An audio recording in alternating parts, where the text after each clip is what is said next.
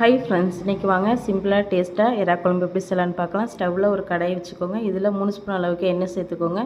அரை டீஸ்பூன் அளவுக்கு வெந்தயம், 1/4 டீஸ்பூன் அளவுக்கு கடுகு சேர்த்துக்கோங்க. ஒரு கைப்பிடி அளவுக்கு பெரிய வெங்காயத்தை பொடியாக கட் பண்ணி சேர்த்து நல்லா வதக்கிக்கோங்க. இது கூட ஒரு 5-6 பூண்டு பல் சேர்த்துக்கோங்க.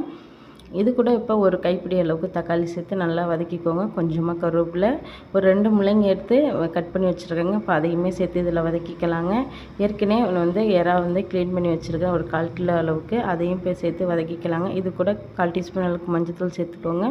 வீட்டில் அரைச்ச குழம்பு மிளகாய் தூள் ஒரு 4 ஸ்பூன் சேர்த்துருக்குறேங்க. சேர்த்து அதையுமே நல்லா கிண்டிக்கோங்க. இப்போ ஒரு கப் அளவுக்கு புளி தண்ணி சேர்த்துக்கிறேங்க. இப்போ குழம்புக்கு தேவையான அளவு தண்ணி சேர்த்து கொஞ்சமாக உப்பு போட்டு ஒரு 10 நிமிஷத்துக்கு நல்லா கொதிக்க வச்சு எடுத்துக்கோங்க. பாருங்கள், குழம்பு நல்லா வந்துருச்சு.